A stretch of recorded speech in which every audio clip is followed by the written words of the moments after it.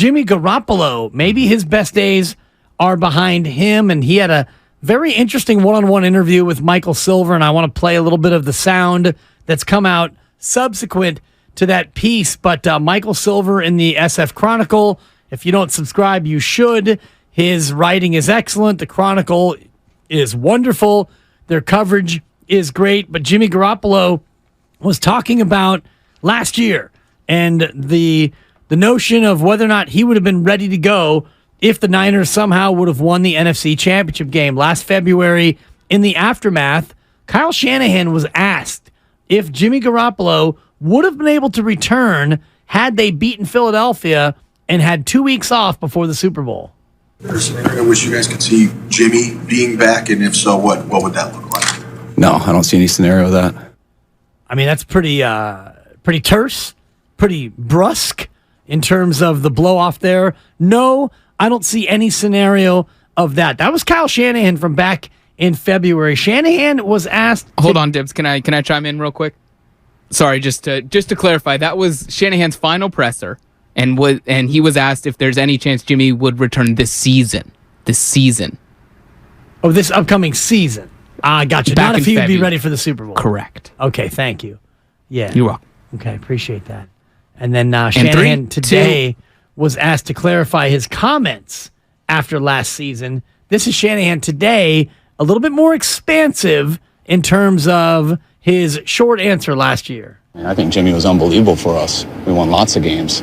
I think that was a simple question. Is there a scenario where he'll be back here next year? And I gave a common sense answer, and no.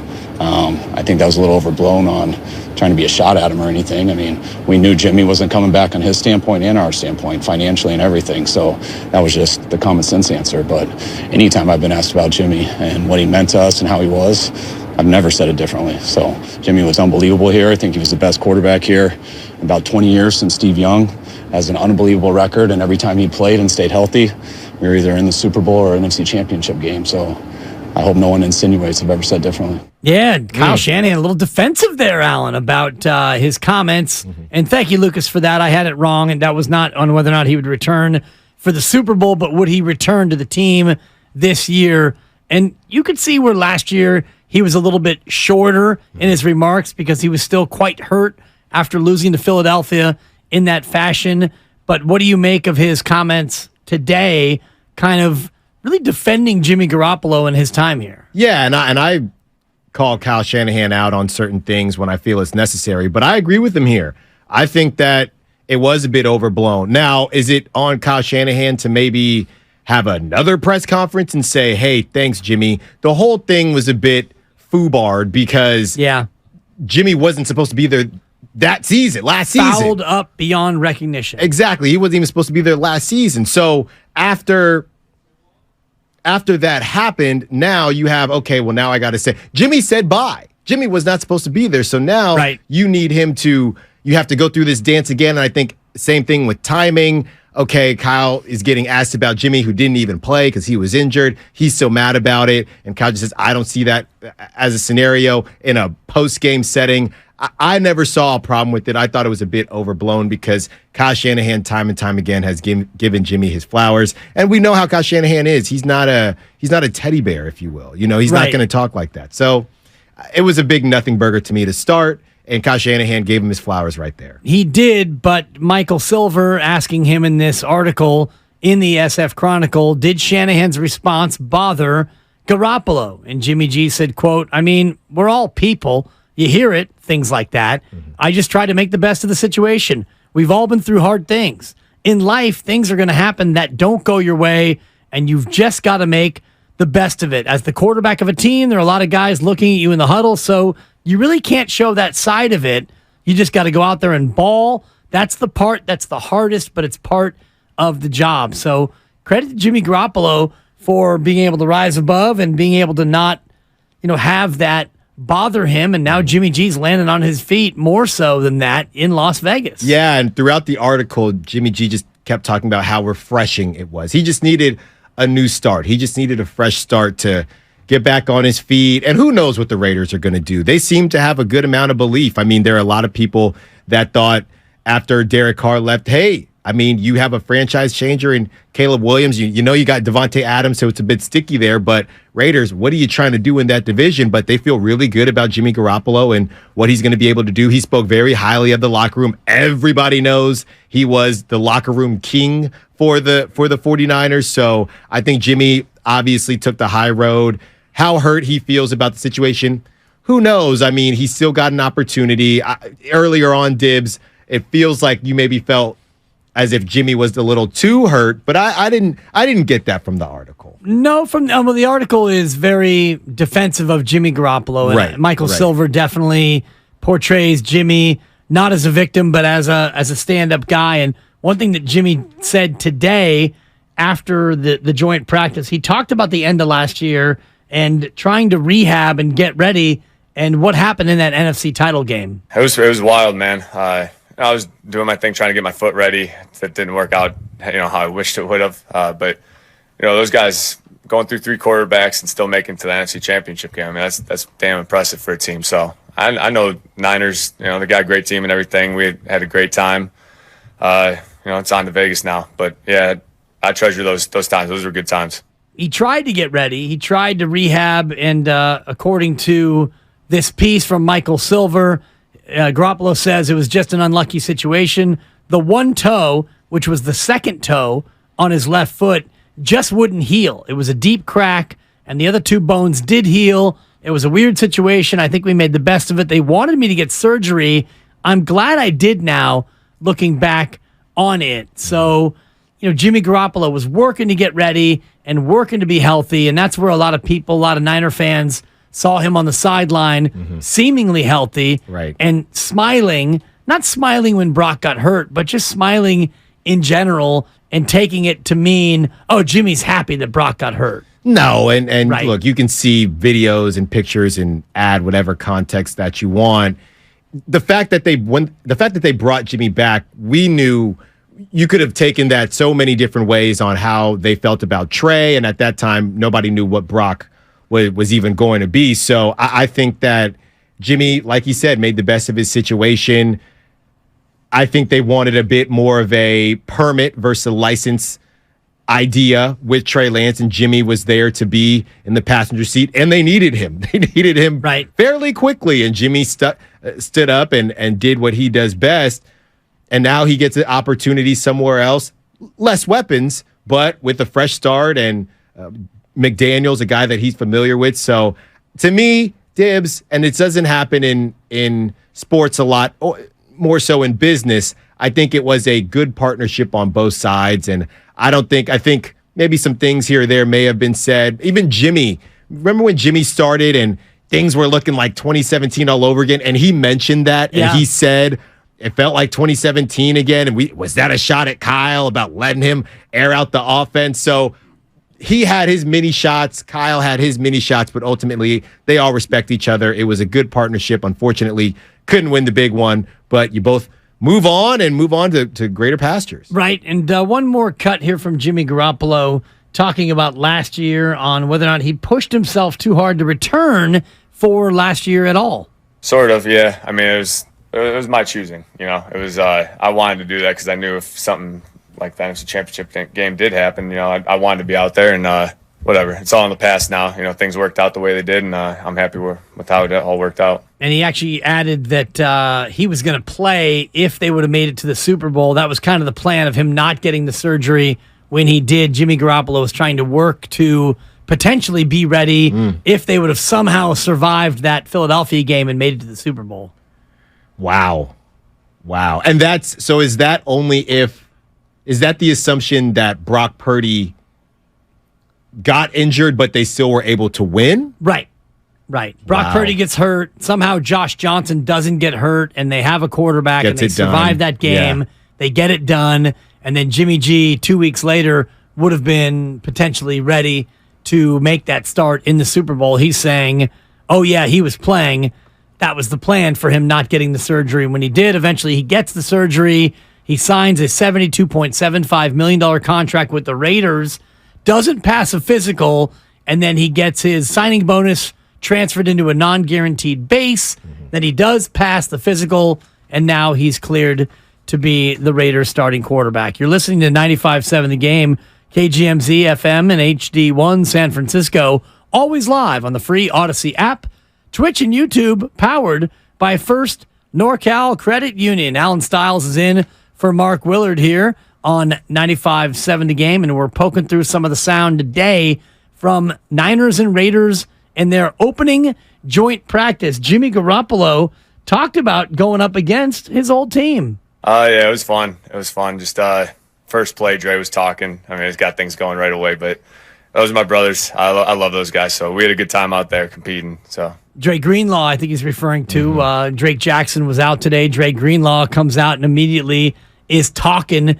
And that had to be a little bit of a surreal moment for Jimmy Garoppolo to go up against, as he said, his brothers, because the majority of the Niners team is still intact, and yet he's wearing silver and black. Right, and we're not too far removed from last season, so everything's still a bit fresh. I wonder if Jimmy, the feelings that you have, because you got to think, all right, I really don't want to deal with the media questions about the Niners, but I'm also excited to see my guys. I wonder if Jimmy was excited when he saw that they were doing the joint practices and had the preseason game, or maybe thought, next year would have been nice. It's a little soon to do it, but fine, let's just get it over with. Yeah, you have to get it over with, and sometimes it's all the better to do it immediately, rip the Band-Aid off, right, and just go up and face your old teammates. And he actually talked about what it's like taking on a Niners defense that is still as good as it was when he was there. I mean, obviously some new guys here and there, but for the most part, I mean, it was the same guys I was going against last year.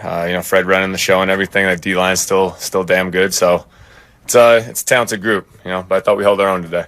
Yeah, they held their own, and I guess it's just a joint practice, so you won't draw too many conclusions from that. But for me, Alan, if the Niners are going to do anything this year, it's not going to be because Brock Purdy carried them.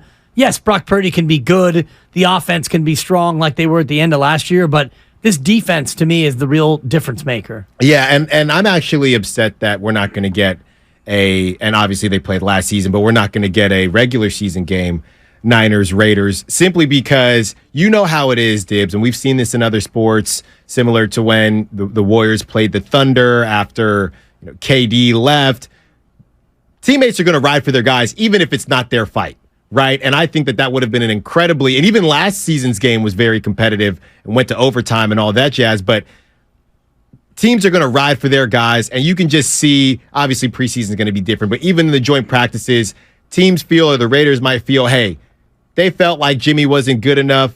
One man's trash is another man's treasure. We think Jimmy's our guy, and we really believe in Jimmy. So I'm not surprised at all if Max Crosby and the rest of that team just has a little bit of a chip on their shoulder, even in a joint practice or even in a preseason game, to just show their support for Jimmy because, you moved off from him? Well, he's ours now, and we're going to take care of him. And it's interesting because, Jimmy Garoppolo is a guy who definitely had captured the locker room. He was the leader of the 49ers in many ways, and yet he goes out and Brock Purdy comes on the scene, and Brock wins at a level unseen by anybody in the history of the 49ers. So the team immediately has Brock's back as the new QB1 because, Brock comes in, the offense gets better, the team wins every single game that Brock starts and finishes. So it's not like we don't love Jimmy G or respect what he did here, but the new sheriff in town has come on and done even better than Jimmy G did. So it's not that Jimmy's stock fell, but it's Brock Purdy who just soared to the top. Yeah, that's true. That's true. But also, if you're talking about being a sheriff, we would say that maybe the town that Brock is, if we look, the numbers are very similar for 2022, right? We talked about it earlier, but very similar for 2022. You talk about being the sheriff, they are the sheriff of the same town now. But when Jimmy came in 2017 and did what he did, he came in, he cleaned up the streets, okay? He made sure there was no more issues, right? Jimmy did something that Brock never had to do. Right. Brock got to hang out in a city, in a town. He got to be sheriff of a good town, of a good city who didn't have that many issues. Jimmy inherited a shanty town. It was a shanty. And Jimmy turned it around. Jimmy and Kyle Shanahan and the front office, they turned it around. So, new sheriff in town, but let's not forget who built this city and what it was before that sheriff was in town. Shout out Starship. which we built the city, Mm-hmm. Starship. It was a rock and roll band. It's probably a little bit before your time. Yeah, I got a shirt. Good. We built the city. Starship. Starship. From the actual band? Yeah. Look at you. You're an Yeah, old soul. there you go. This is what I'm talking about, Grandy. Jimmy Garoppolo spoke today after practice, and he also mentioned that Brock Purdy has said to Jimmy that Brock looked up to Jimmy as a leader. That's cool to hear. That was kind of one thing I always take pride in, just how the guys see you, how you interact with them. You don't want to be that quarterback that's separated from the whole team and doing your own thing. I've always wanted to be one of the guys, and it's kind of how I go about my business. Yeah, and he's always has been one of the guys, and I think that the team itself is missing Jimmy a little bit more than the fan base. The sense I get from the fan base, and correct me if I'm wrong, 888-957-9570, it's a little bit of don't let the door hit you where the good Lord split you in terms of Jimmy Garoppolo's exit from the team, more so even than if Trey Lance leaves the team. And that to me is a crazy thing because Jimmy Garoppolo has done far more for this team than Trey Lance has. But if the team does trade Trey Lance, and we'll get into that on the other side in terms of a hypothetical trade scenario, it feels like the fans would be more disappointed at Trey leaving than Jimmy Garoppolo.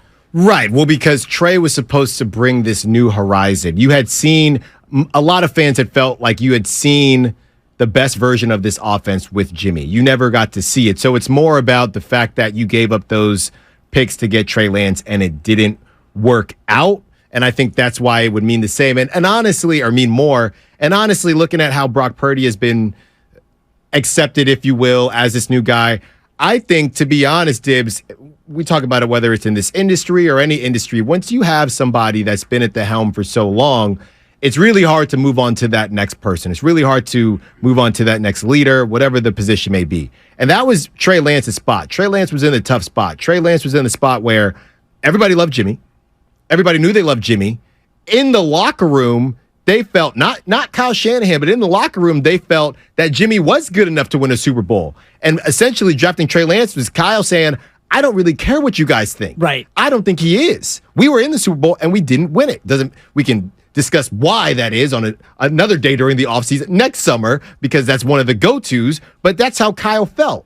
So you bring in Trey Lance, who is now, hey guys, how you doing? And the locker room is sitting here saying, I mean, really? This guy from FCS school, what is he going to do? We don't need him. It was less about Trey Lance. It was that we don't need him because we have Jimmy. So that whole awkward situation, and Jimmy actually said in that same article that 2 years ago, Trey's rookie year was actually more awkward than last season, which is a bit surprising to me because you're on the sideline, you're not on the team, you said goodbye, but now you're back and now you're starting. Jimmy said it was actually less awkward last season than 2 seasons ago, which tells me that there was some back and forth, not back and forth because Kyle's the man, he's going to do what he wants, but there was some clashing between the team and the front office as it pertains to, we think Jimmy is good enough, but they went out and got a quarterback. Right. And maybe if Trey's finger isn't messed up, they would have thrown Trey out there. We'll never know now, but the fact that Jimmy thought that year was more awkward than last season said a lot to me. And it was awkward because they, took a quarterback who had a great run with the Niners and they immediately drafted his replacement. Not only did they draft Jimmy's replacement, but they traded up to do so. Right. They went out of their way to shovel assets to move up to get the guy to be his heir apparent. And so even if it wouldn't have been in 2021, it certainly was going to be in 2022. And they only kept Jimmy Garoppolo as a last-minute insurance policy because they could. Nobody else had really wanted Jimmy to give them assets for Jimmy Garoppolo. Nobody wanted to sign Jimmy Garoppolo to a long-term deal, and so they kept Jimmy as an insurance policy, and it turns out they needed it. And then when everything goes the way it goes, if Brock Purdy never would have come on the scene and did what he did, I wonder where we'd be in terms of this year and Jimmy Garoppolo and the Niners. If Brock Purdy didn't come in and go undefeated, if Brock Purdy really was Mr. Irrelevant and he was like every other QB3 that we've ever talked about where this guy is, he's overmatched and he's a deer in the headlights and the Niners don't make the playoffs or whatever happens, I wonder how this offseason goes as it pertains to Trey Lance and Jimmy Garoppolo. They're running it back. Maybe. Running it back. Feels great, baby. But, I mean, would they want to pay Jimmy $72 million? Or would it be Trey Lance and Sam Darnold or some other collection of QBs?